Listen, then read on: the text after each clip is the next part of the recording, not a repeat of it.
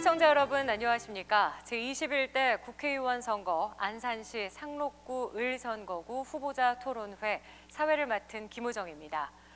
오늘 이 시간은 21대 국회의원 선거를 앞두고 우리 지역 후보자들의 정치 철학과 신념을 살펴보는 시간입니다. 토론회 함께 하시면서 후보자들의 역량을 가늠해 보시기 바랍니다. 제21대 국회의원 선거 안산시 상록구 을선거구 후보자 토론회는 안산시 상록구 선거방송토론위원회가 주관하고 티브로드 한빛방송이 중계하고 있습니다. 이번 안산시 상록구 을선거구에서는 모두 3명의 후보자가 등록했습니다.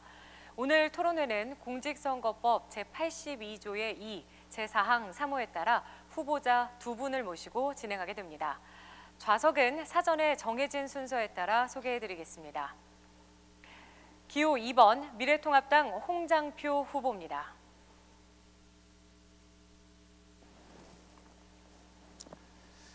안녕하십니까 안산 시민 여러분.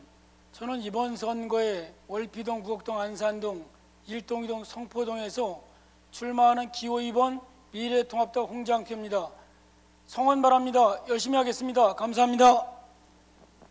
네, 계속해서 기호 1번 더불어민주당 김철민 후보입니다. 사랑하고 존경하는 안산 시민 여러분, 생활정치와 민생정치를 실천하기 위해서 늘 애쓰고 있는 일 잘하는 후보 더불어민주당의 기호 1번 김철민 후보입니다. 네, 그럼 본격적인 토론에 앞서서 간단한 진행 방식 소개해드리겠습니다. 먼저 각 후보자의 시작 발언을 듣겠습니다. 그리고 사회자 공통질문 2가지를 준비했는데요. 후보자는 답변과 보충 질의응답을 하실 수 있습니다. 그 후 각 후보자의 공약 발표를 듣고 이에 대한 질문과 답변을 듣겠습니다. 이어서 다시 한번 공통질문 2가지를 드린 후에 2번째 공약 발표를 듣겠습니다. 오늘 토론에서는 2번에 걸쳐 공약 발표가 진행이 됩니다. 후보자의 2번째 공약 발표와 질의응답이 끝이 나면 마무리 발언으로 오늘 토론회를 마치게 됩니다. 사회자의 질문에 대한 답변은 1분 30초가 주어지고요. 후보자의 보충 질문과 답변은 각각 30초, 그리고 1분 30초입니다. 후보자의 공약 발표는 3분, 질문은 1분, 답변은 1분 30초입니다. 꽤 복잡한데요. 제가 계속해서 다시 한번 말씀드리도록 하겠습니다.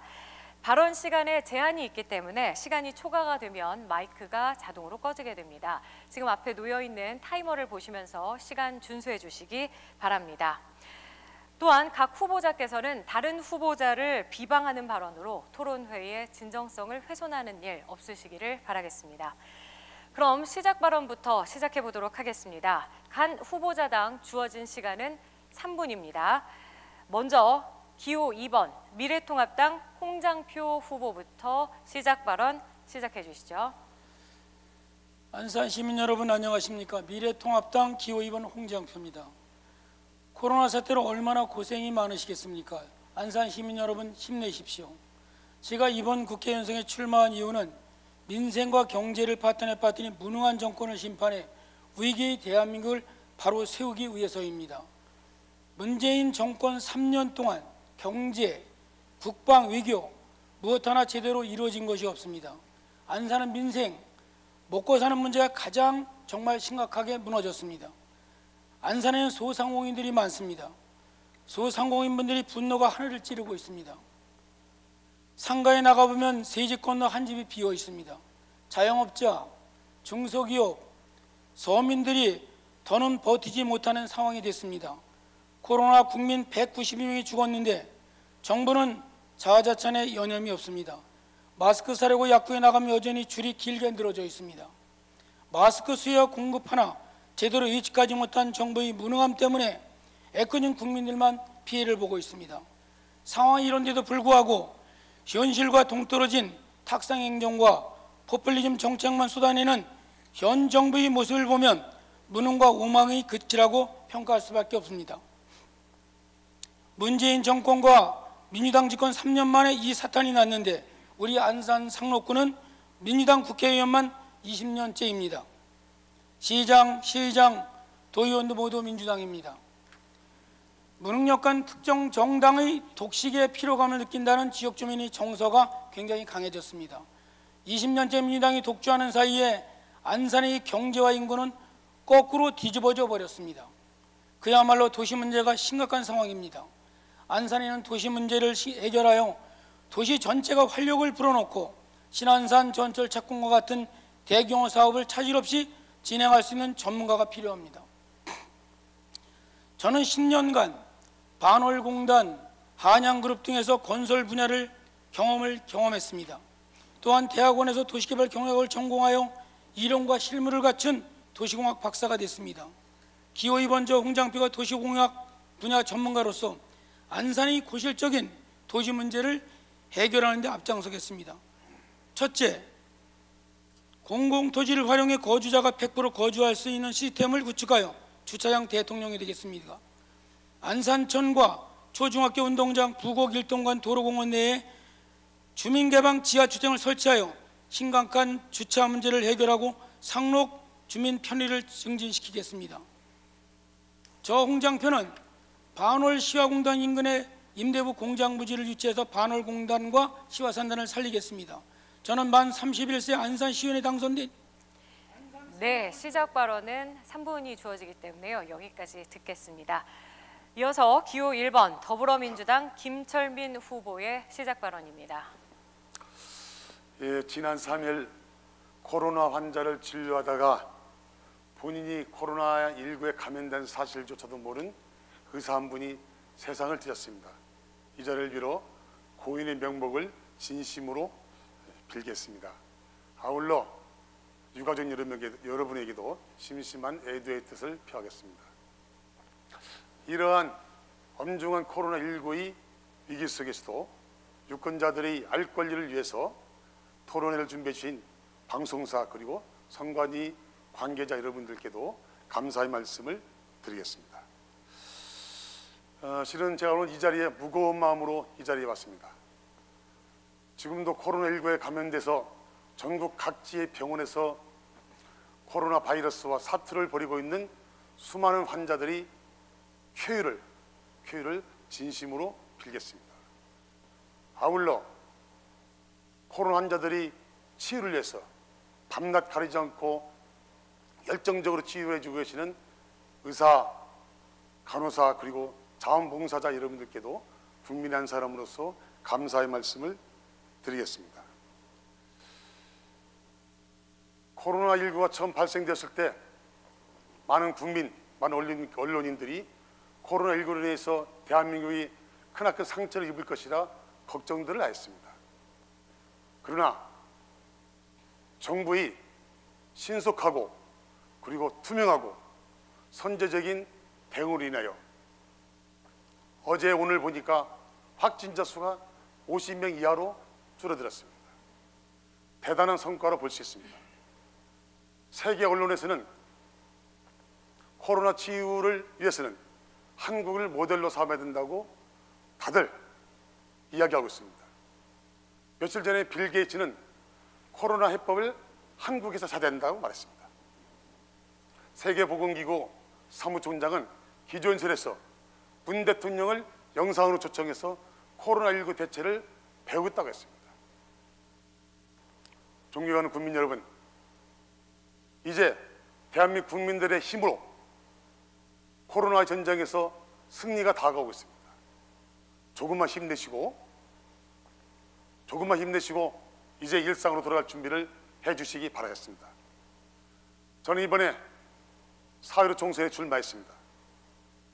지난 4년간의 국회 의정 활동을 보았을 때 식물국회로 만들었던 그러한 정당의 후보들은 이번 4.15 총선에서는 반드시 응징받아야 되고 또 그런 분들은 국회에 입성해서는 안 된다는 그런 주장을 하기 위해서 오늘 이 자리에 나왔습니다.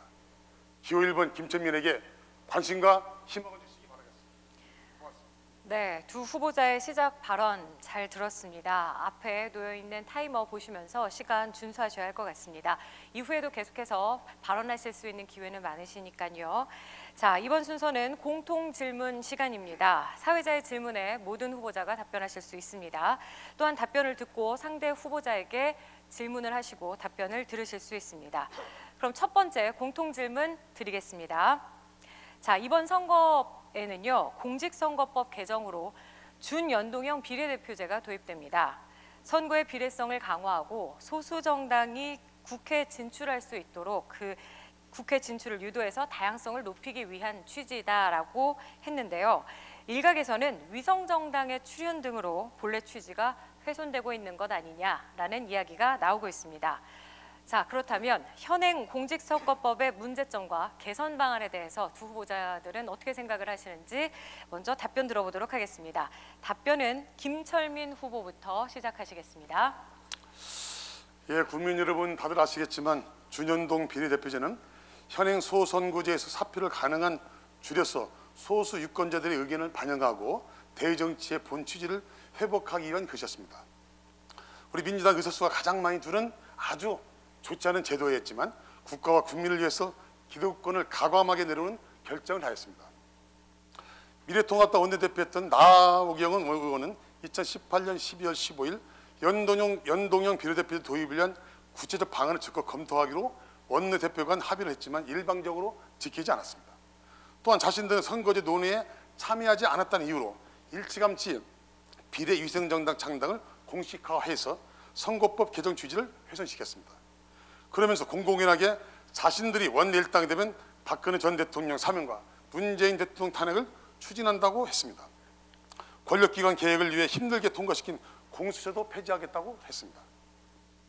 정당 정치를 훼손하고 당초 취지에 역행한 현재의 선거제도는 21대 국회에서 꼭 개선되어야 된다고 생각하고 있습니다. 우선 지역구 후보를 낸 정당에서 비례대표를 반드시 내도록 해서 이번 선거에서 기형적으로 만들어진 꼼수 이성 정당을 사전에 막는 등 대정치 본 취지를 회복하기 위한 근본적인 선거제도 계획을 이뤄내야 된다고 저는 생각하고 있습니다. 네, 다음은 홍장표 후보의 답변 들어보겠습니다. 이제 준연동형 비례제를 만든 이유는 이제 군소정당을 보호한다기보다도 이 부분 1+에 대한 선거법을 개정하면서 과반수 의석을 차지하기 위해서 이제 민주당이 나름대로 이것을 압도적으로 앞섰던 그런 선거법 개정입니다. 그 연동형 비례제를 둘 경우는 정의당 같은 경우가 10% 비례대표 의석을 얻게 된다면은 300석 곱하기 10 하면 있죠. 이번 30석을 얻게 돼요. 여기에 이제는 50%이기 때문에 15석. 지역에 2석을 얻으면 13석을 얻습니다. 하지만 저희 당과 그 민주당 같은 경우는 비례대표에서 30%를 얻으래도 90석입니다. 여기에 45% 합치면 45석을 얻을 수 있습니다. 그렇지만 45석을 지역에서 얻었기 때문에 한 석도 이제 저희 당을 가져올 수 없어요.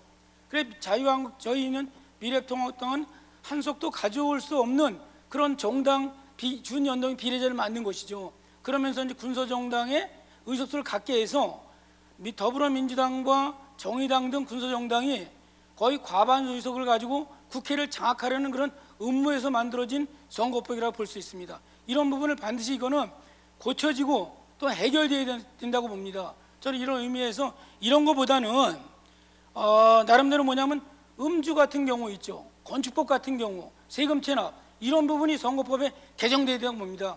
네, 여기까지 답변 들어보도록 하겠습니다. 이렇게 해서 두 후보의 답변을 들어봤는데요. 이번에는 상대 후보에게 보충 질문을 하실 수 있는 시간 드리겠습니다. 먼저 김철민 후보가 홍장표 후보에게 질문하시겠습니다. 질문 시간 30초입니다. 예, 홍정표 후보께서 연동형 비례대표에 대한 여러 가지 말씀을 잘 해주셨습니다.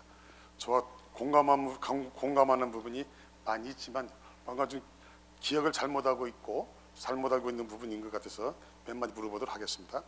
조금 전에 말씀드렸다시피 나경원 원내대표 2018년 12월 15일 날 3당 원내대표 합의해서 연동형 비례대표를 도입을 적극 검토하기로 했습니다. 이 취지는 조금 전에 말씀드렸다시피 양당 구도의 정치에서 군소정당이 여러 가지 시민들에게 네. 30초의 질문 시간을 다 쓰셨습니다. 네, 답변하시겠습니까? 그 나경원 대표가 이제는 그 선거법을 합의했다고 말씀하신 것이 아니라 그 당시 손학규 대표가 그 당시 이제는 단식을 했기 때문에 이제는 그 원만한 합의를 해서 검토하겠다고 말씀드린 사항이었습니다. 이런 부분. 더군다나 뭐 이 부분은 민주당이 말하자면 이제는 여지껏 선거법을 개정하는데 여야가 있죠. 제1야당하고 합의한 적이 없습니다. 그냥 독자적으로 해서 정의당이라든가 군소정당을 끌어들여 가지고 어떻든 간에 정권을 연장하기 위해서 만든 이런 준연동의 비례제라는 것은 있을 수도 없는 법입니다. 이거는 정정당당하게 후보를 내가지고 있죠. 올바른 사람한테 국민들이 평가를 받아야 되는데 검증되지 않은 사람들 있죠. 이런 사람들이 정치에 참여한다는 것은 있을 수도 없는 부분이고, 특히 선거법 문제뿐만이 아니라 아까도 말씀드린 음주라든가 그 다음에 건축법이라든가 있죠. 세금 체납을 상습적으로 하는 사람, 이런 것이 바로 후보자를 박탈하는 이런 선거법이 만들어져야 된다고 저는 생각합니다. 네, 이렇게 답변하셨고요. 그러면 이번엔 홍장표 후보가 김철민 후보에게 질문하실 수 있습니다. 네, 질문 시간 30초입니다. 저는 지금 선거법 개정, 지금 연동형 비례제 개정보다는 저는 이것도 중요하다고 생각하지만은 정상적으로 지역구를 뽑고 또 비례대표를 정당에 내놔가지고 국민의 선택을 받아야 된다고 생각합니다. 근데 그런 것보다는 비례대표를 공천할 때는 뭐 김철민 여기 후보도 마찬가지입니다. 전문성을 가졌습니다. 건축사고, 저도 도시공학 박사이기 때문에 전문성 가진 사람이 국회 비례대표로 공천을 받아서 정부를 견제하고 감시하고 감독하는 그런 제도가 필요하다고 생각합니다. 질문하셨는데요. 네, 질문에 답변해 주시죠.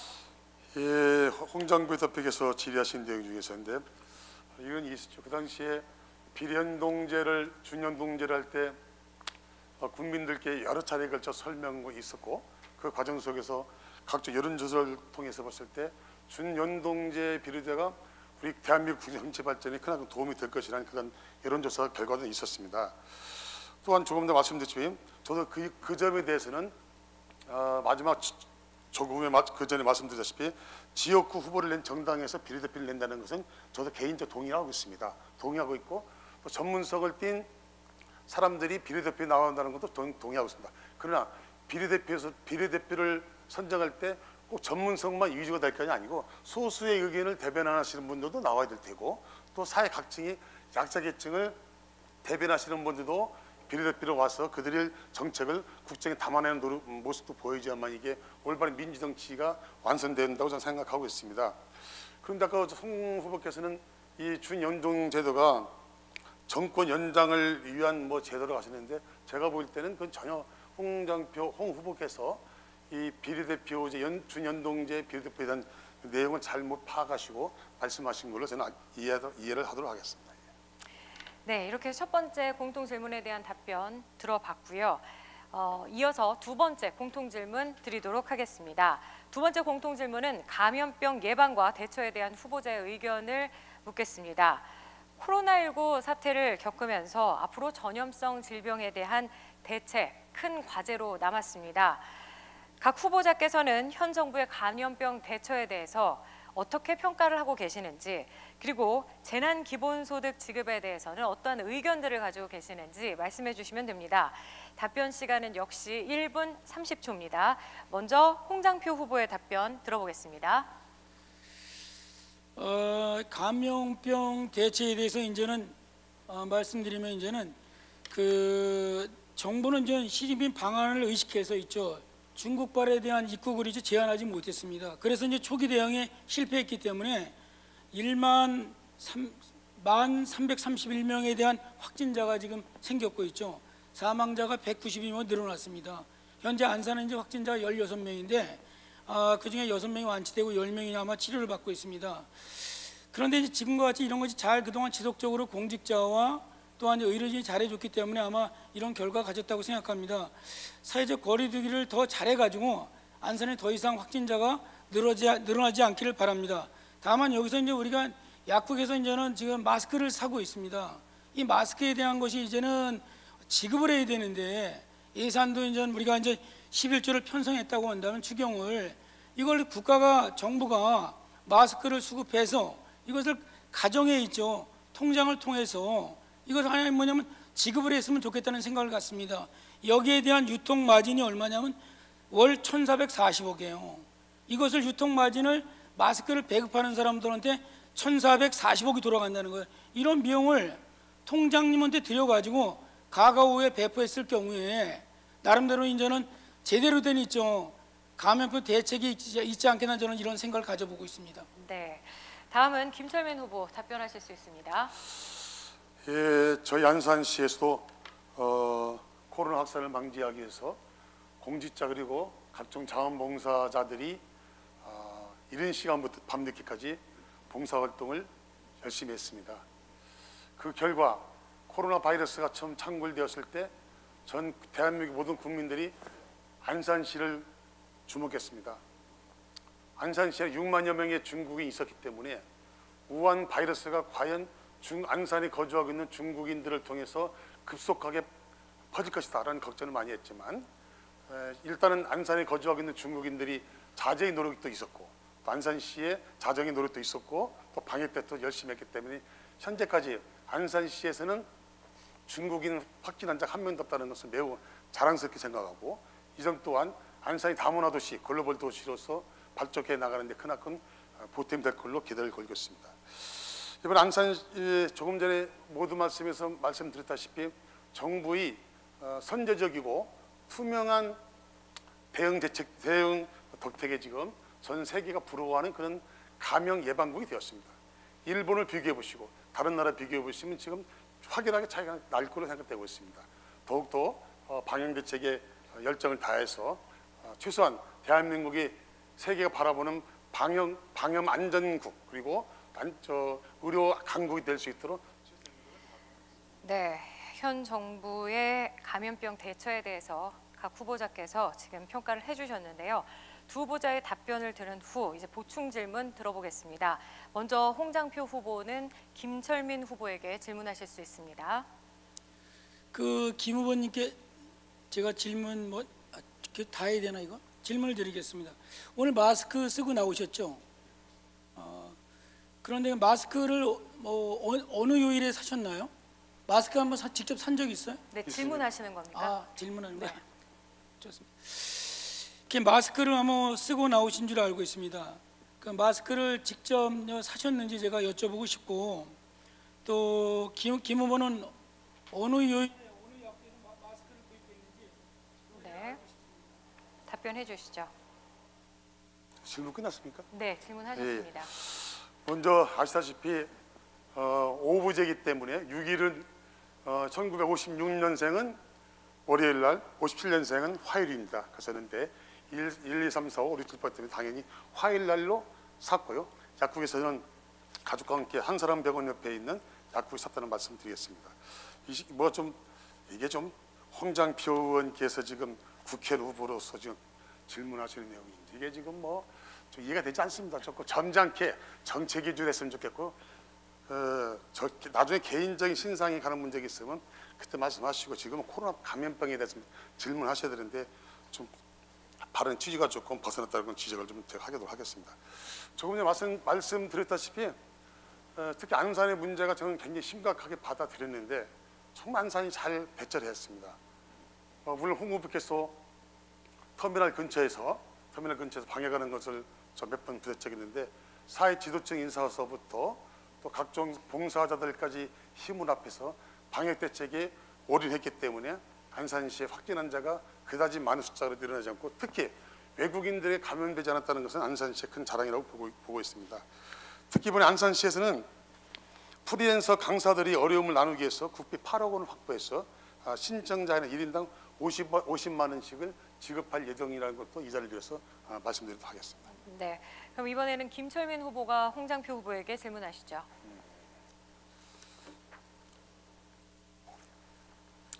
네, 질문 시간 30초고요. 네. 예, 홍장표 후보께서는 지금 코로나19가 외국에서 중국인을 처음에 막전하기 때문에 코로나 확산됐다는 미래통합당 지도부의 의견에 어떤 생각을 갖고 계시는지 한번 말씀해 주시기 바라겠습니다. 당연하죠. 지금에 대해서는 원래는 이제는 중국이 오히려 이제 대한민국의 입국을 제한하고 있지 않습니까? 그리고 또 이제 입국을 하더라도 나름대로 그곳에서 이제는 2주 가까이 있죠. 어떠한 그곳에서 거주를 해야 되기 때문에 시진핑에 대한 방안만 바라보고 지금 정부가 계속 이런 부분을 아마 이제 중국과의 관계를 아직도 입국을 제한하지 않고 있어요. 그러다 보니까 실질적으로 우한에 있는 나름대로 이제는 이런 우리 한국 교포라든가 중국의 이런 분들이 우리나라 오다 보니까 실질적으로 이런 코로나 확진이 더 확진되고 국민의 불안감을 줬다는 거죠.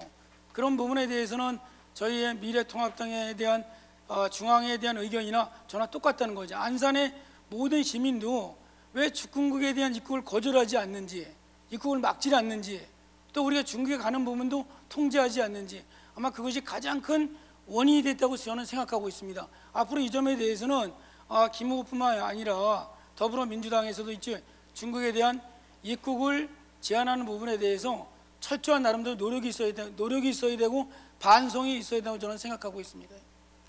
네, 이렇게 해서 공통질문 2가지 모두 들어봤고요. 질의응답까지 마치겠습니다. 이번에는 각 후보자의 공약을 들어보는 시간이고요. 공약 발표 후에는 상대 후보자께서 질문을 하실 수가 있습니다. 한 후보자당 공약 발표 시간은 3분이고요. 질문 시간은 1분, 그리고 답변을 하시는 시간은 1분 30초입니다. 공약을 발표를 하실 때는 유권자분들을 향해서 말씀을 하시는 거니까 카메라를 바라보시고 말씀하시면 됩니다. 먼저 김철민 후보의 공약부터 들어보겠습니다. 먼저 저의 가장 큰 공약인 신안산선 2024년 개통과 장하역 신설을 끝까지 챙기겠다는 공약을 말씀드리겠습니다. 수많은 사람들이 신안산선 착공이 즈음해서 신안산선을 자기가 만들었다, 자기가 노력해서 성과를 내었다고 주장들 하고 있습니다. 제가 조사를 해봤습니다. 그동안에 총리가 8번을 바뀌었고 장관 7번 바뀔 때까지 착공하지 못했습니다. 마침내 지난해 착공을 하였습니다. 이 착공은 시민 여러분이 이뤄낸 위대한 업적입니다. 정치인들만의 지적이라든지 관료들의 지적이 아닙니다. 저는 다만 해당 상임위의 국토교통위원회 활동하면서 이 문제를 계속해서 거론해 있고 또 상임위 활동을 통해서 주장해 왔었습니다. 이미 안산시장 재임 때는 신안산선 연장을 추진하게 해요. 안산시 부시장을 TF 단장으로 하는, 그리고 또 민간인들을 위원으로 하는 신안산선 연장 유치위원회를 만들었습니다. 그 결과 재종일 시장 때는 그것이 이어져서 중앙역과 한양대역이 신설되었습니다. 또한 국회의원이 된 후에는 첫해 예결위원으로 활동하면서 그 당시 국토교통부 장관이죠. 박근혜 정부의 국토교통부 장관에게 신안산선 조기 착공을 강력하게 요구하였고 또 예산도 350원으로 확보했습니다. 그 당시 장관께서 긍정적인 답변을 내놨습니다. 또한 국토교통위원회 위원으로서 국토교통부 장관에게 신안산선이 원활한 착공과 장래역 신설을 촉구했으며 철도국장과 담당 직원들과의 수차례 면담을 통해서 서로 간의 애로사항을 토론하고 빨리 착공할 수 있는 방법에 대해서 많은 논의를 했습니다. 그 결과 안산의 수건이 신안산 착공이 지난해 이루어진 것입니다. 저희 공약인 월피 부곡역 수압역 신설을 절충해서 장하역 신설도 확정시켰습니다. 2019년도 작년에는 특히 장하역이 설치가 될 것이냐 말 것인가에 대해서 굉장히 고민이 있었고 또 장하역이 설치될 경우에 경제속도 50km가 나오지 않는 여러 가지 논리 때문에 이것을 해결하기 위해서 많은 연구기관과 협의를 통해서 결국은 표정속도 50km를 넘길 수 있는 해답이 나왔기 때문에 그곳에 장하역을 설치할 수 있는 그런 쾌거를 이렇게 내왔습니다. 이제는 신안산선이 잘 착공됐고 이제는 잘 마무리될 수 있도록 최선의 노력을 다할 계획을 가지고 있습니다. 네, 공약 발표하셨는데요. 홍장표 후보, 김철민 후보에게 질문하실 수 있습니다. 제가 신안산 전철 유치위원장이었습니다. 제가 2007년도에 서명을 받아가지고 국토교통부에 방문해서 아마 이제 그 당시 신안산 전철을 시흥으로 빼앗길 뻔한 전철을 되찾아온 신안산 유치위원장입니다. 그리고 제가 이제는 그 2008년도에 제가 대정부 질문을 통해서 신안산 전철을 되찾아오는데 중추적인 역할을 했죠. 근데 김 후보께서는 지난번 2016년도에 공약을 세웠을 때 조기 착공 안 됐으면 지금 개통했어야죠. 개통을 못했습니다. 개통을 했어야 되는데 개통도 아직 착공조차도 시작이죠. 수압력 못 만들었습니다. 그리고 이미 월피군이 못 만들었습니다. 지금 말씀하신 장하역은 신도시 주민이 들어서는 있죠. 13,000대 주민을 위한 전철역에 불과합니다. 이와 같이 이제 김 후보는 수암 전철역 그쪽으로 옮길 용의가 있는지, 또 아니면 월피공역을 새로이 신설할 용의가 있는지 이 부분에 대해서 한번 답변해 주시면 고맙겠습니다. 신안산선이 늦게 착공이 된 것을 이유를 지금 저희한테 물어보시면 안 되고요. 이명박 정부와 박근혜 정부 때 일어났던 일을 한번 상기해 보시면 아마 홍 후보께서 그런 말을 저희한테 하실 수 없을 것이라 저는 확신하고 있습니다. 특히 2017년도 박근혜 정부 말기에는 우선 협상자가 결정되었습니다. 그 당시에 페이퍼 컴퍼니 수준의 회사를 선정해 가지고 그걸로 인해서 1년 정도가 또 착공이 연기되었습니다.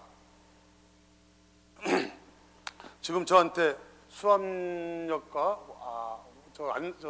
월피 부곡역에 그거를 할 용의가 있는, 저는 제가 판단할 때 이것은 지금 이 자리가 시간이 많다면 굉장히 말씀드린 두 가지 문제점이 있습니다. 첫 번째 재정적인 문제가 있고, 두 번째는 신안산선은 도시철도가 아니고 광역철도입니다.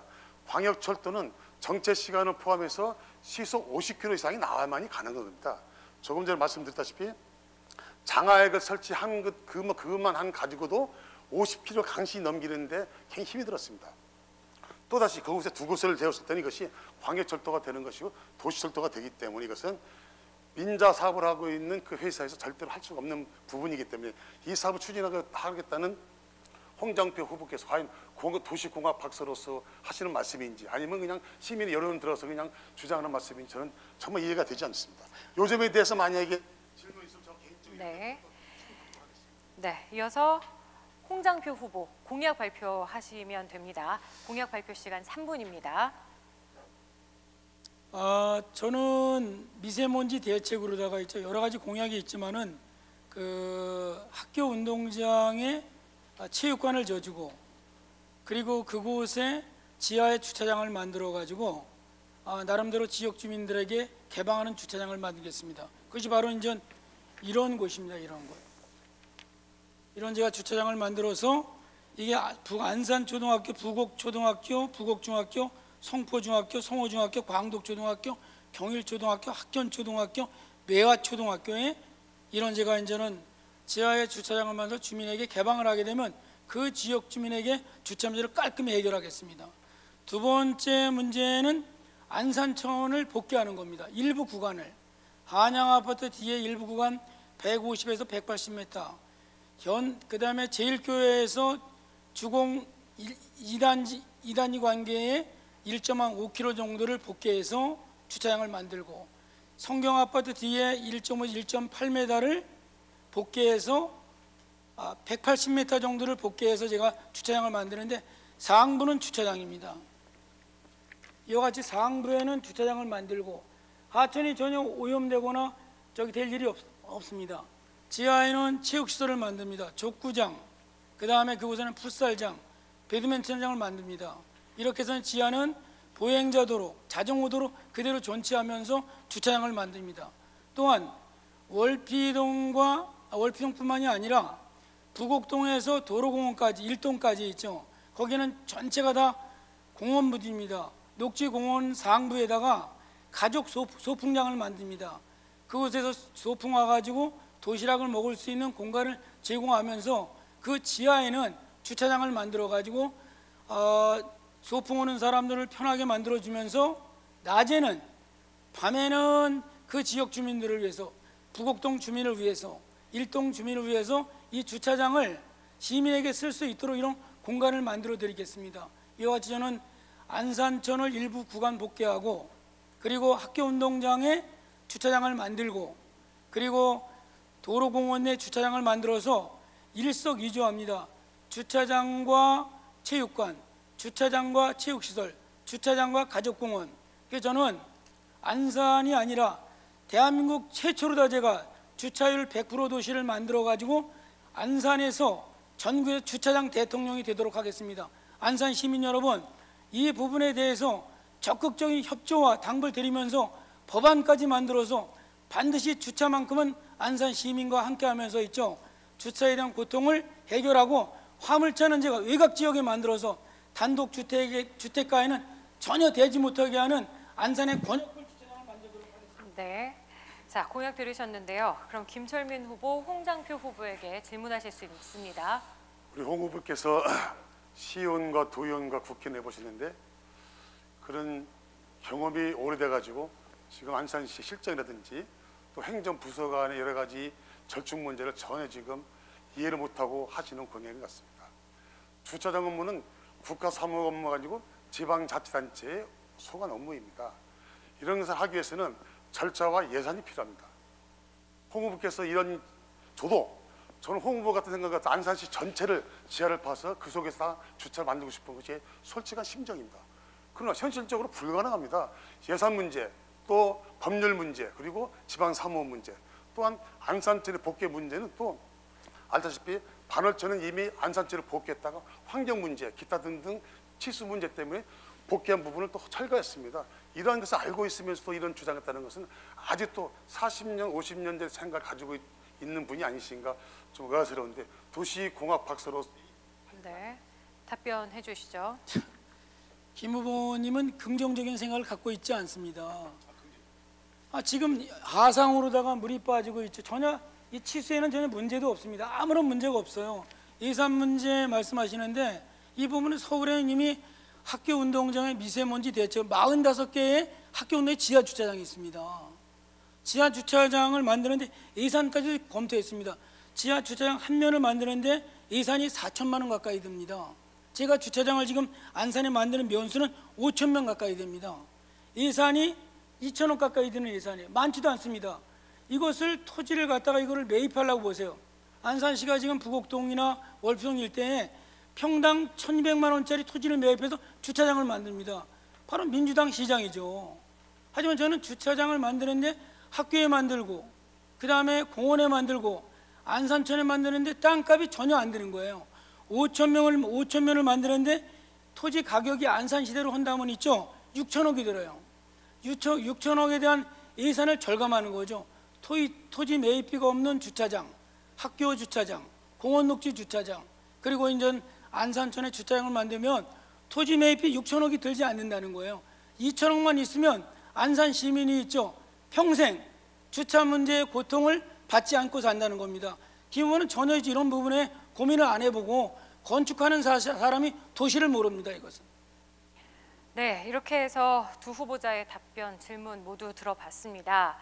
자, 좀 분위기를 바꿔서 사회자인 제가 세 번째 공통 질문을 드리도록 하겠습니다. 한국의 언론 자유 지수를 들어보셨을 겁니다. 180개국 중 41위에 꼽혔습니다. 미국과 일본보다 높이 평가가 되고 있는 실정인데요. 그런데 언론 신뢰도를 살펴봤더니요. 22%의 국민만이 신뢰한다라고 대답했을 만큼 최하위를 기록했습니다. 국민에게 믿음을 주지 못하는 언론을 개혁해야 한다라는 목소리가 점차 높아지고 있는데요. 그렇다면 후보자들께서는 우리나라 언론의 개혁 필요성에 공감을 하시는지, 그리고 또 공감을 하신다면 구체적인 개혁 방안은 가지고 계신지 여쭤보고 싶습니다. 질문에 대한 답변 시간 1분 30초입니다. 먼저 홍장표 후보부터 답변하실 수 있습니다. 언론 개혁은 늘 나왔던 말씀이죠. 언론이 이제 공정한 보도를 하거나 이렇다면 문제가 없다고 보죠. 여론조사 같은 경우도 언론기관이 공표함에 있어서 있죠. 공정하게 과연 예산이 드는 과연 여론조사를 언론이 하겠는가 궁금한 부분도 많이 있습니다. 하지만 지금 있는 문재인 정부는 이렇게 해서 언론 개혁하자는 것이 아닙니다. 처음에는 행정부를 장악해가지고 대통령을 두 분 다 구속시켰고, 검찰을 장악하기 위해서 있죠. 공수처법을 또 통과시켰어요. 또 준연동은 비례제법을 통과시켜가지고 국회도 장악했습니다. 이제 마지막에 언론까지 장악해서 있죠. 언론의 이것은 한마디로 있죠. 길들이기입니다. 이것은 절대적으로 있을 수 없는 일이고, 표현의 자유, 언론의 자유가 있습니다. 그럴 때 언론의 개혁은 이미 국민적 합의가 있어야 돼요. 시민단체, 사회단체, 그 다음에 이미 학계 모두면 공감되는 상태에서 언론 개혁이 이루어져야지, 일방적인 언론 개혁에 대한 것은 공수처법이나 지금에 말하는 이거는 검찰 개혁과 똑같다는 겁니다. 절대 있을 수도 없고 국민적인 합의가 절대적으로 있어야지만이 언론 개혁이 가능하다고 생각합니다. 저희 당도 마찬가지 이런 의견을 가지고 있습니다. 여론조사 같은 거 보세요. 한마디로 계속 여론조사로 지금에 있는 엊그제 여론조사 기관이 과연 돈이 어디 있어서 있죠? 여론조사 하겠습니까, 여러분? 이런 부분도 아마 참여해야 한다고 생각합니다. 언론 개혁은. 네. 계속해서 김철민 후보 답변해 주시죠. 답변하는 거죠. 네, 답변입니다. 최근 채널A 기자가 유시민의 비리를 캐내기 위해서 취재원에게 접근했으며 윤석열 총장의 최측근이 검사의 녹취를 들려줬다고 합니다.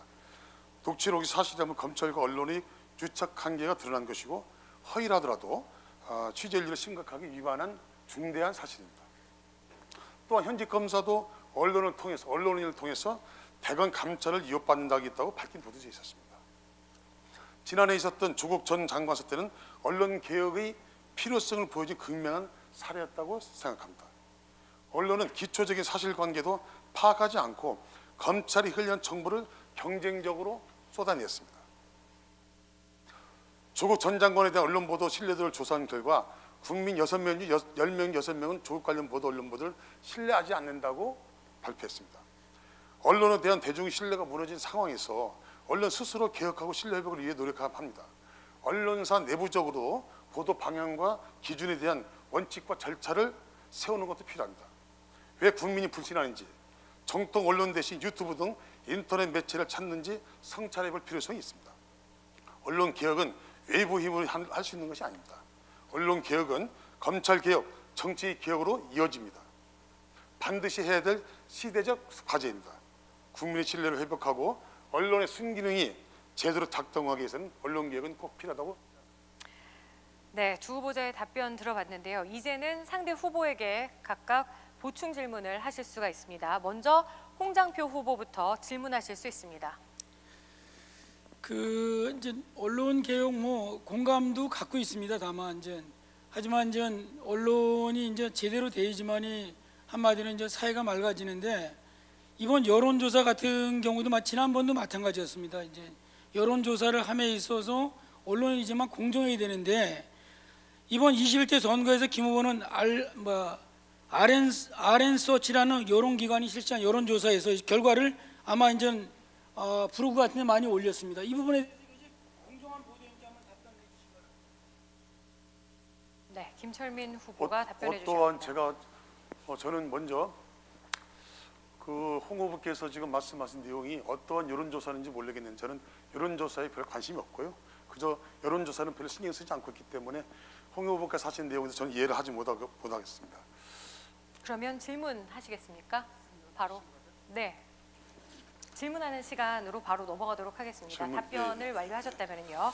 그럼 김철민 후보가 홍장표 후보에게 질문하시겠습니다. 무슨 근거로 언론 기관이 공적 자금을 투여해서 여론조사한다는 것을, 이것이 지금 허위 사실 유포로 매우 심각한 발언이라는 것을 말씀드리고, 홍 후보께서는 18대 국회에서도 이런 문제 때문에 좀 자기가 상실한 적이 있는데, 발언할 때 굉장히 신중하게 확실한 근거를 대주고 해주기 바라겠습니다. 네. 아니 제가 무슨 어떤 자금을 아까 말씀하셨습니다. 네. 들으신 바대로 답변해 주시면 됩니다. 어떤 자금 그런 발언한 적은 없고요. 여론조사를 함에 있어서 어떤 돈으로 언론사가 여론조사를 하는지 그걸 제가 이제 하나님 말씀드린 거죠. 누가 돈을 줬다는 게 아니라.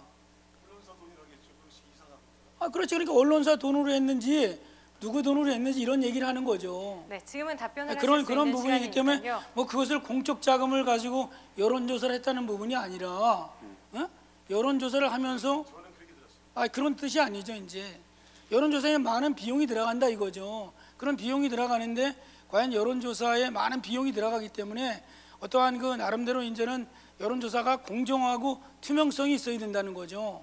그래서 그런 부분을 말씀드린 거지, 이게 공적 자금이 들어간다는 절대 아니었다는 거죠. 다만 여론조사를 함에 있어서 공표하는 부분을 가지고 이제는 공표를 하지 않고, 그걸 말하자면 나름대로 본인이 자신이 후보가 여론조사를 본인이 해서 그걸 참고해서 있죠.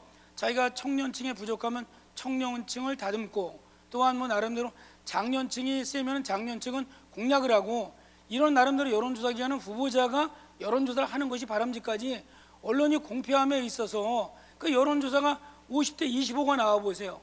유권자의 판단을 흐리게 하는 거죠. 그 여론조사만큼은 공표하지 않고 후보자가 참고하는 부분에 대한 것이 됐으면 좋겠다는 의견을 말씀드립니다. 네, 여기까지 답변 들어보겠고요. 자, 저희가 처음에 서두에 말씀드린 것처럼 주어진 시간에만 발언을 하실 수가 있습니다. 질문 시간에는 30초 동안 질문을 하셔야 되고요. 답변을 하시는 시간은 1분 30초입니다. 앞서 제가 공통 질문을 드린 거에 의해서 답변하신 부분에 대해서 서로 질의응답을 하실 수 있으셨던 겁니다. 자, 그러면 세 번째 공통 질문에 관련된 부분들은 각자 지금 질문하시는 시간과 답변하시는 시간을 모두 다 쓰셨기 때문에 네 번째 공통 질문으로 이어가도록 하겠습니다. 네, 하실 수 없습니다. 저희가 규정되어 있는 처음에 소개해드린 것처럼 공통 질문 후에는 각각 질문을 한 번씩만 하실 수 있고요. 답변도 역시 한 번씩만 하실 수 있습니다. 자, 이러한 부분들 이해해 주시고요. 계속해서 네 번째 공통 질문 들어가도록 하겠습니다. 역시 답변 시간은 1분 30초고요. 먼저 각 후보의 답변을 들은 후에 이후에 답변 후에 질문하실 수 있습니다. 자, 안산 하면은요, 여러분들이 공단, 뭐 낙후된 도시다, 이러한 부정적인 이미지를 갖고 계신 분들이 있다고 합니다. 안산 시민을 대표하는 국회의원에 당선이 되신다면 두 분 모두 안산의 도시 이미지를 긍정적으로 개선하기 위한 방안으로 어떠한 것들을 가지고 계신지 이에 대해서 답변을 들어보도록 하겠습니다. 이번 답변은 김철민 후보부터 해주실 수 있습니다. 답변 1분 30초입니다. 전 세계적으로 도시의 이미지를 가장 높일 수 있는 부분은 도시 경쟁력이 강한 도시가 도시 이미지가 가장 좋은 도시입니다. 그러기 위해서는 도시 이미지를, 도시 경쟁력을 가장 잘 나타내는 지표가 인구의 증감이 지표입니다. 안산시가 몇 년 동안에 인구가 좀 많이 줄어들었습니다. 이런 문제를 해결해 나가기 위해서는 인구 정책에 많은 부분을 쏟아부어야 된다고 생각하고 있습니다. 특히 안산은 산업구조 급격한 변화로 안산 도시 발전이 조금은 중단되어 있고, 또 그로 인해서 인근 도시 100곳과 송산 그린시티 저렴한 아파트 공급으로 인해서 안산에 있는 인구들이 마저 빠져나갔습니다. 이제는 안산 도시 경쟁력을 세우기 위해서는 안산시가 특단의 조치, 이것도 안산시 혼자만의 일이 아니고 국회와 또 도지사와 시민 앞에서 인구 정책을, 인구가 빠져나가지 않는 도시, 또 한 단계 넘어서 인구가 유입되는 도시를 만들기 위해서 여러 가지 특단의 조치를 해야 된다고 생각하고 있습니다. 지금 안산시가 하고 있는 정책들이 많이 있습니다. 그중에서 대학생 반값 등록 등을 비롯해서 어린이집, 유치원, 또 많은 부분에 지금 육아, 보육에 대해서 많은 정책들을 쏟아붓고 있습니다. 젊은 층들이 안산으로 유입할 수 있는 정책들을 많이 펼쳐내서 안산시에 오면은 아이 키우고 학교 보내는데 큰 지장이 없다, 그래서 그런 이미지를 많이 심어줘서 안산이 경쟁력. 네, 여기까지 들어보겠습니다. 자, 홍장표 후보 답변해 주시죠. 저는 그 도시공학 박사입니다. 이제 안산시가 이제 그 도시가 이제 만들어진 지가 계획된 도시입니다. 이제 호주 캔버라 도시를 따가지고 됐는데 도시가 이제는 30년, 40년 다 돼가기 때문에 슬럼화돼 있어요. 공동화 현상이 왔습니다. 도시 재생이 필요합니다.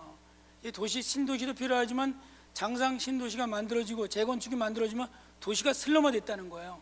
기존 아파트에 대해서는 옥상 같은 부분에 스카이라인에다가 옥상에 대한 조형물을 설치하는 겁니다. 조형물을 설치하고 그곳에 빛의 도시를 만들어 준다면 안산에 대한 기존에 대한 아파트, 월피동에 있는 아파트, 성포대 고층 아파트는 빛의 도시로 만들어 줘야 돼요. 지금에 있는 파크 아파트처럼 이와 같이 도시 미관을 바꿔주는 게 절대적으로 중요합니다. 그와 같이 말하자면 또 전철이 또 이제는 2023년에 개통하게 되면은 도시가 이미 이제는 밝아져야 돼요. 외관이 안 좋거나 미관이 안 좋으면은 안산시를 보는 사람들이 이미지가 어떻겠어요? 이제는 머리도 파마하고 옷에 이쁜 옷을 입듯이 이 외벽은 도색을 하고, 그리고 이미 옥상에는 있죠. 옥상에 야경 조형물을 설치해서 이런 도시를 만든다고 하면 안산이 그야말로 있죠. 꿈꾸는 도시, 희망이 넘치는 도시, 품격 있는 도시가 될 거라고 저는 확신하고 있습니다. 네, 두 분 모두 긍정적인 이미지로 안산을 변화시키기 위한 개혁의 의지들 보여주셨는데요. 두 분의 답변에 대해서 각 후보자들에게 보충 질문을 하실 수 있습니다. 먼저 김철민 후보부터 질문하실 수 있습니다. 예, 우리 홍장표 후보께서 도시공학 박사를 내세우면서 여러 가지 좋은 안을 만들었습니다. 제시인데 그 역시 그런 것을 이루기 위해서는 막대한 예산이 들어갑니다. 안산시의 1년 예산이 1조 6천원, 그중에서 가용 예산이 2천억, 그중에서 1호점 사업하면 시장이 할 수 있는 예산이 제가 알기로는 200억이 채 안 됩니다. 더군다나 홍장표 후보는 지금 당선된다.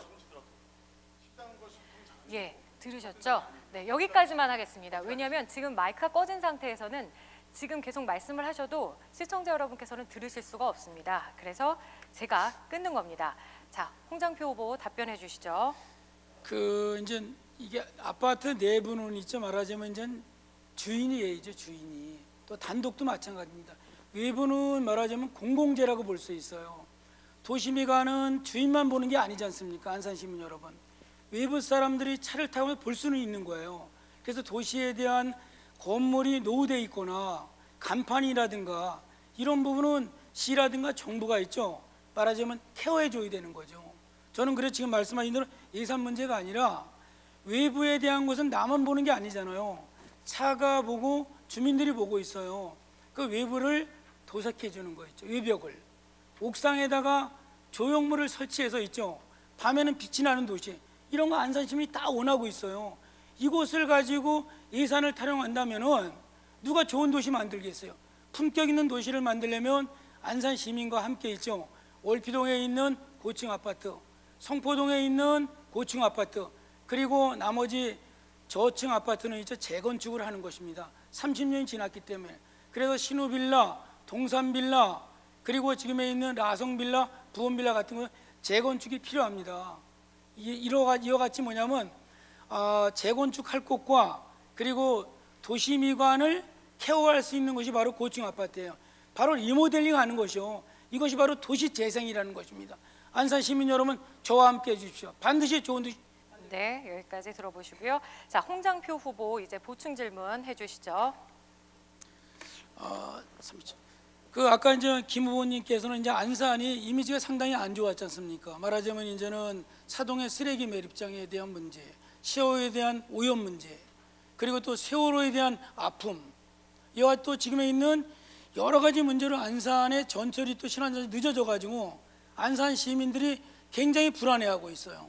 그리고 또 이제 재건축을 그 당시 많이 하셨기 때문에 기존에 슬럼화되어 있다는 거죠.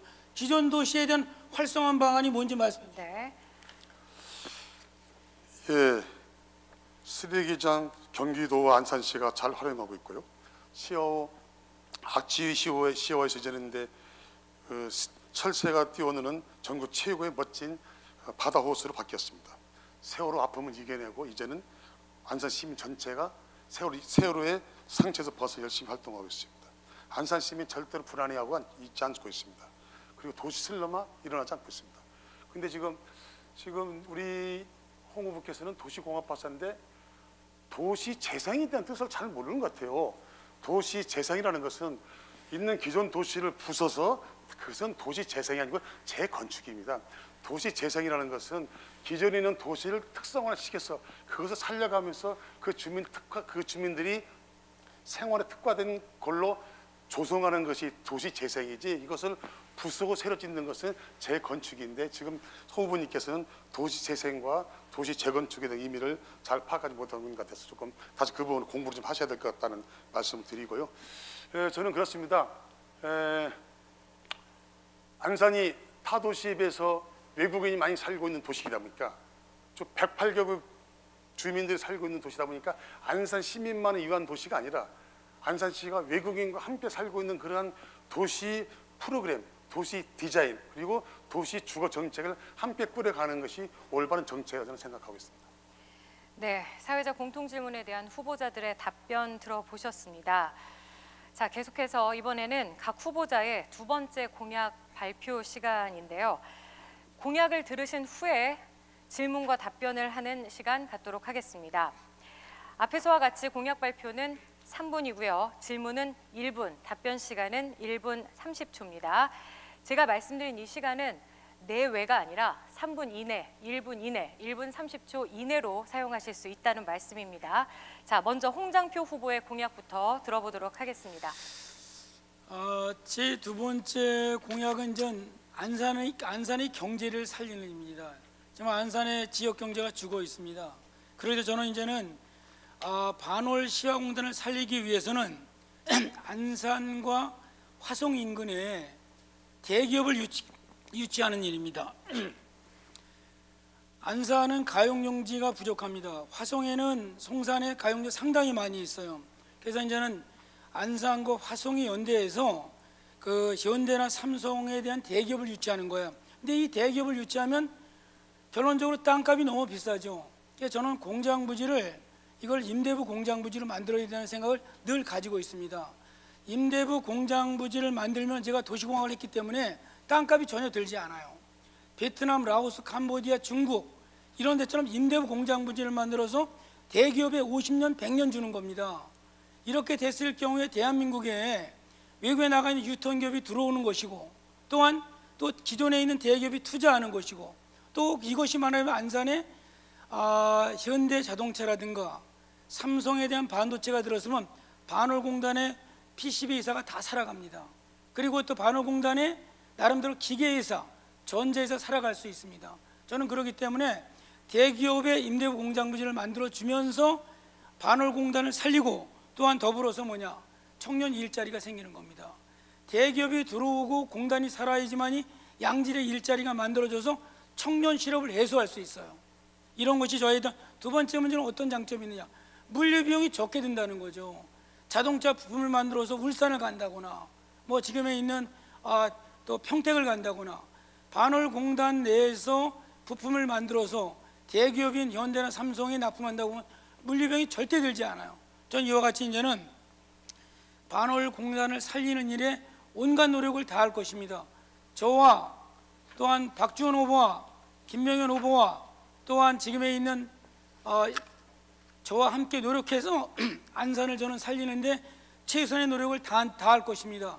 특별히 저는 반드시 안산에 대한 관계는 반월공단이 슬럼화된 이유는 어떤 이유겠어요?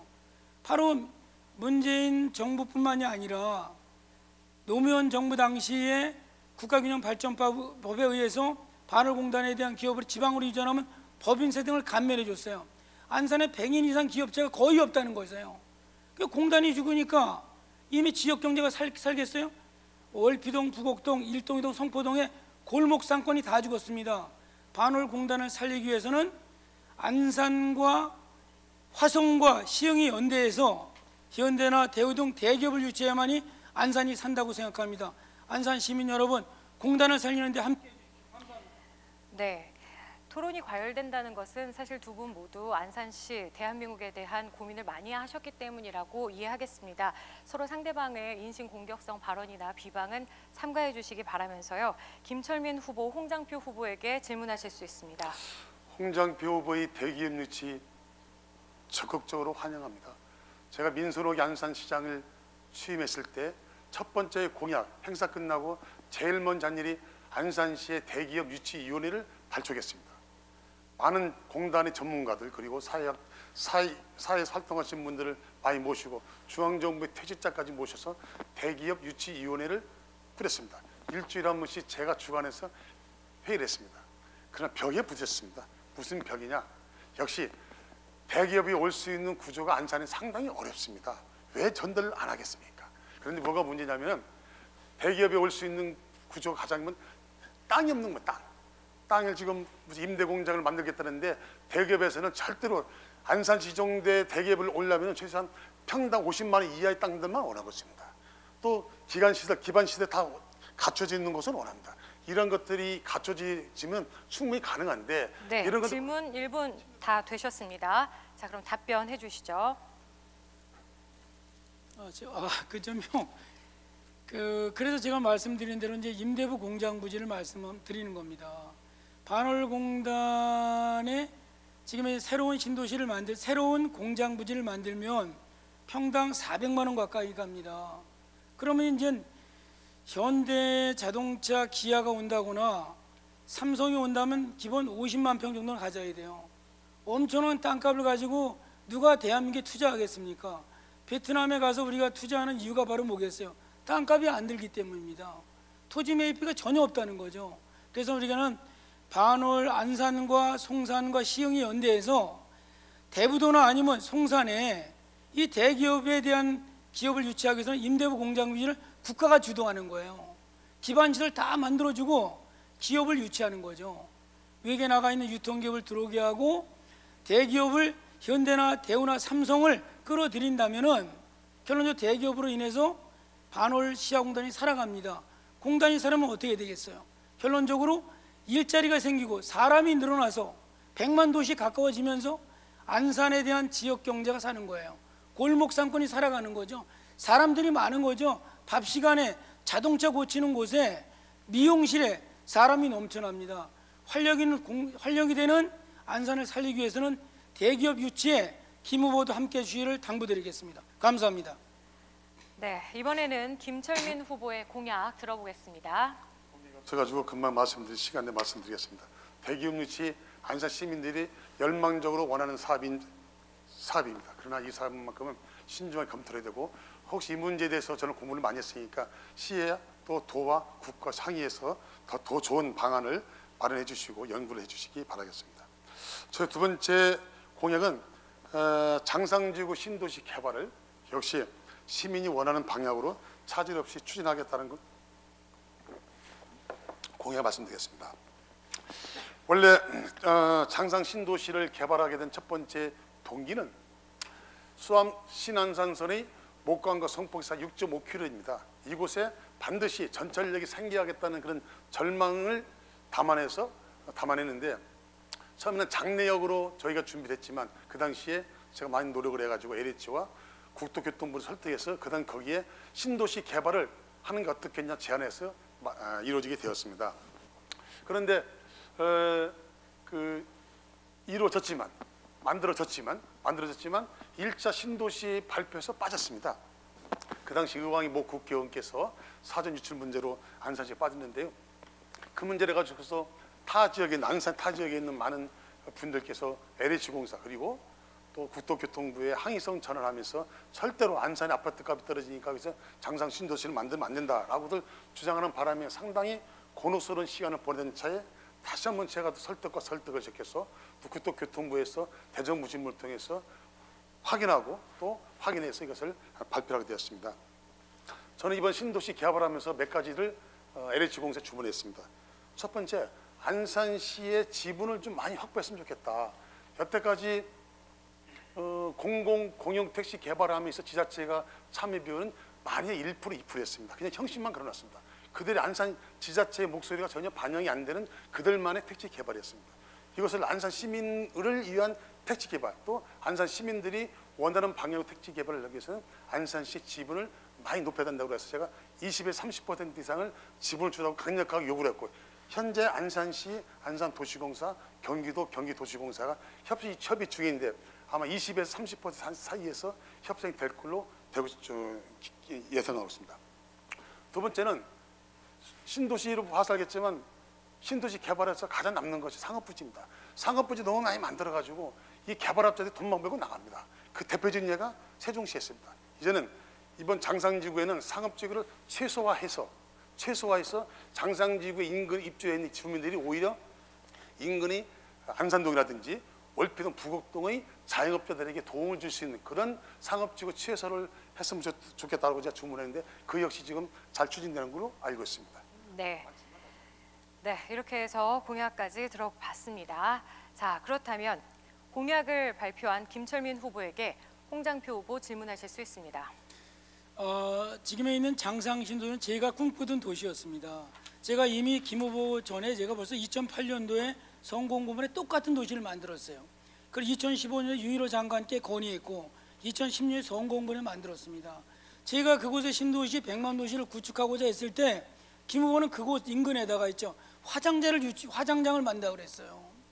신도시를 만드는 것이 아니라 이와 같이 이미 장상 신도시가 아니라 본인은 있죠. 유남단지에 조그만 면적만 개발하고자 4년 전에 이 자리를 분명히 말씀드렸습니다. 장상 신도시에는 관심이 없었어요. 저는 처음부터 거기에 그림을 그려왔고 제가 그 부분에 전공을 한 사람입니다. 도시를 공부했기 때문에 신도시를 만든다.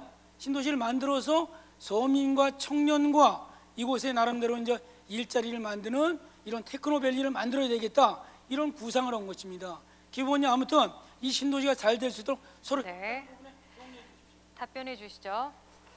말씀은 협조하는 것 같은데 내용이 협조 안 하는 것 같습니다. 신안산선이 6.5km 중간에 안산 시민들이 이용할 수 있는 신안산선인데 명목상 신안산선이 실제로 안산 시민들이 이용할 수 있는 전철역이 반드시 필요하기 때문에 전철역이 필요할 때 거기는 신도시가 반드시 필요하기 때문에 이것을 내가 추진하게 된 동기입니다. 그래서 지금 우리 홍문표가 2016년도 말씀드렸는데 분명히 그 당시에 책자를 잘 보면 저 당시에 신도시 개발에도 찬성하지만 무조건적인 신도시 개발보다는 기존 도시 슬럼화가 이루어지지 않는 그런 범위 내에서의 신도시 개발이 안 맞고 안산시에 적합한 신도시 개발이라고 제가 분명히 말씀을 드렸습니다. 갑자기 이 자리에서 또 화장장 문제를 나오는데요. 화장장 저는 지금도 그 당시 화장장을 추진했던 사업에 대해서 전혀 지금도 주민들은 미안한 감이 있지만 지금 오히려 화장장이 지금 안산시에 설치가 안 되기 때문에 수많은 시민들이 지금 불편을 겪고 있지 않습니까? 이것은 화장장을 반대한 홍장표 후보가 훗날 안산 시민들로부터 한 논란의 대상 그리고 질타의 대상이 될 것이라는 것을 반드시 말씀드리면서 그 점에 대해서는 차후로도 안산 시민들께 화장장 그 당시에 못 반대했던 것을 사죄하는 것이 맞다 저는 생각하고 있습니다. 네, 화성에 이렇게 지금 해서 만들었지 안 않습니까? 됩니다. 더 이상 말씀하시면 안 되고요. 네, 이렇게 해서 답변 모두 다 들어봤습니다. 자, 그러면은 혹시 지금도 말씀을 하셨던 것처럼 아직 미처 얘기하지 못한 부분이 있거나 좀 유권자들 여러분들께 좀 하실 말씀이 있다라고 하는 부분들에 대해서는 마무리 발언 시간에 해주시기 바라겠습니다. 자, 마무리 발언 시간은요. 각 후보자당 3분을 드리도록 하겠습니다. 먼저 김철민 후보부터 마무리 발언 시작해 주시죠. 예, 존경하는 안산 시민 여러분, 예, 존경하는 우리 홍장표 후보님 선거 공보를 보면 이런 문구가 있습니다. 20년째 민주당 판이다. 국회의원, 시장, 시의원, 도의원, 민주당이 다 차지하고 있는데 한 일이 뭐냐고 비판하고 있습니다. 그런데 홍 후보가 말씀하신 20년을 돌아보았습니다. 2002년부터 20년까지는 민선 3기, 또 한나라당 송지섭 시장, 도의원 4명이 모두가 한나라당이었습니다.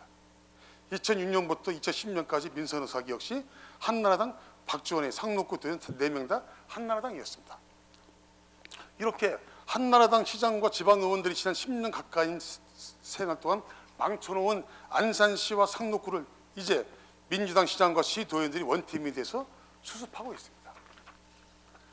뛰어난 정치적 식견과 수준 높은 시민의식을 가지고 계신 안산 시민 여러분들을 무시하는 발언입니다. 더불어민주당이 제대로 일을 안 했다면 저를 비롯한 민주당 선출직 공무원들은 안산과 안산 시민들로부터 일할 수 있는 기회를 얻지 못했을 것입니다. 더불어민주당의 대통령, 국회의원, 도지사, 시장이 원팀으로 안산 발전에 힘차게 이끌고 있습니다. 이명박 박근혜 정부 때 표류하던 신안산선을 착공시켰습니다. 장하역 신설도 이뤄냈습니다. 반월시와 산업단지를 스마트 선도도시로 지정하고 전국의 3곳뿐인 수소 시범도시 선정도 이뤄냈습니다. 문재인 정부의 핵심 정책 사업인 월피동 도시재생 사업도 순조롭게 진행되고 있습니다. 안산의 균형적인 발전을 가져올 장상지구 신도시 개발도 확정시켰습니다. 시민 여러분께 한 약속들을 성실히 이행하겠습니다. 하지만 우리 존경하는 홍장표 후보께서는 4년 전 저희 공약들에 대해 정확한 사실관계도 파악하지 않고 공약 이행을 하지 않았다고 주장하고 있습니다. 홍장표 후보는 거짓으로 시민을 호도하는 행위를 중단하시고 공정선거, 정책선거로 해주시기를 당부드립니다. 존경하는 안산 시민 여러분, 이번 총선은 대한민국의 명운이 달린 선거입니다. 시민 여러분이 탄생시킨 문재인 정부의 성공과 개혁의 완수 그리고 대한민국의 미래가 이번 선거에 달려 있습니다. 가짜뉴스로 국민 여러분께 혼란을 주고 막말과 망언으로 국민 여러분께 상처를 주고 사사건건 국정의 발목을 잡으며 민생법안 처리를 막은 미래통합당을 심판해야 합니다. 저 김철민과 더불어민주당에 힘을 모아주십시오. 시민 여러분께서 명령하신 권력. 네, 여기까지입니다. 김철민 후보님, 정해진 발언 시간 종료되었습니다. 자, 계속해서 홍장표 후보의 마무리 발언 들어보겠습니다. 지금 김 후보님께서 아마 이제 20년 동안 이제 뭐가 달라졌습니까? 20년 동안 국회의원이 제 지역구에서 이제 국회의원이 돼가지고 달라진 게 없다고 말씀드리는 겁니다. 자, 우리 지역에는 예식장 하나 없고 그럴 만한 부패 하나 없어요. 상록을구에는요. 이런 점에 대해 제가 말씀드린 거고, 나머지 현재에 대한 그런 시장이나 의장이나 이런 분들이 다 민주당 출신이라는 부분을 거론한 부분인데 잘못 오해가 있으신 것 같습니다. 또한 나름대로 이제 공약 완성 있죠. 공약을 거의 지키지 않은 부분을 저희가 팩트로 만들어 놓은 부분이야. 그 부분에 뭐 하자가 있으면 말씀해 주시면 고맙겠습니다. 존경하는 안산 시민 여러분, 저는 여러 가지 공약이 있지만 주차장만큼은 주차장 대통령이 되었다는 걸 다시 한번 강조하고 싶습니다. 안산천 구간을 일부 복귀합니다. 한양아파트 D오구 월피 파출소 사이에 180m 정도, 제일교회에서 150m 정도, 성경아파트 뒤에 150 정도의 완벽한 주차장을 만듭니다. 이곳에 상부에는 주차장을 만들고 하부에는 체육시설을 만들어서 주차 문제의 케어하는 있죠. 그런 대통령이 되겠습니다. 저를 믿어주십시오. 이번 선거는 지난 20년의 성과를 심판하는 선거입니다. 민주당은 과연 상록을 얼마나 발전시켰겠습니까? 우리 삶을 얼마나 달라졌는지 생각하면 답은 명확합니다. 저는 30년 정치 생활을 통해 안산 구석구석은 물론이고 모든 연령대 사람들도 만나가며 안산과 함께 성장한 경륜 있는 정치인입니다. 그 와중에도 저는 단 한 번도 돈과 연료에 비리된 적이 없습니다. 저는 반월공단, 한양그룹 등에서 철저하게 실무를 거쳤고 설계 사무실을 운영한 적도 있는 풍부한 실무 경험이 지냈습니다. 또한 한양대학교에서 도시개발을 전공한 도시공학 박사이기도 합니다. 사랑하는 안산 시민 여러분, 존경하는 상록을 시민 여러분, 저는 준비된 정치인입니다. 안산의 주차 문제, 안산의 일자리 문제, 경제에 대한 해법도 모두 가지고 있습니다. 하지만 민주당은 이런 준비도 역량도 도덕성도 없습니다. 이 김 후보는 건축법 위반을 2번 했습니다. 음주운전을 2번 했습니다. 세금 체납이 4번 있습니다. 시장 때 2010년도, 14년도, 국회의원 2016년도, 지금 20년도에도 세금 체납이 수천만 원 있습니다. 재산이 수억 원 있으면서 왜 세금 체납을 합니까, 여러분? 30년 정치활동 중 비리 의혹이 전혀 없는 실무 출신의 도시공학 박사 홍장표를 선택하시겠습니까? 이와 같이 자부심 많은 김철민 후보를 선택하시겠습니까, 여러분? 선거 홍보물을 꼼꼼히 봐주십시오. 팩트가 전체 실려 있습니다. 이런 사람은 절대적으로 민주당이 공천하면 안 됩니다. 저에게 기회를 주십시오. 무너지는 대한민국을 구하겠습니다. 네, 역시 홍장표 후보님, 네, 발언 시간 종료되었습니다. 시청자 여러분 어떻게 보셨습니까? 이상으로 후보자들의 의견을 모두 들어봤습니다. 오랜 시간 토론에 임해주신 후보자들 모두에게 감사드리고요. 또 무엇보다 끝까지 토론회를 지켜봐 주신 시청자 여러분들께 감사의 말씀 드리겠습니다. 오는 4월 10일과 11일에는 사전투표가 있는 날입니다. 선거일 투표가 어려운 유권자는 사전투표소가 설치된 전국 어디에서나 투표하실 수 있습니다. 현명하고 신중한 선택으로 대한민국의 가치를 높여주시기 바랍니다. 이상으로 안산시 상록구 선거방송토론위원회가 주관하는 제21대 국회의원 선거 안산시 상록구 을선거구 후보자 토론회를 마치겠습니다. 시청해주신 여러분 고맙습니다.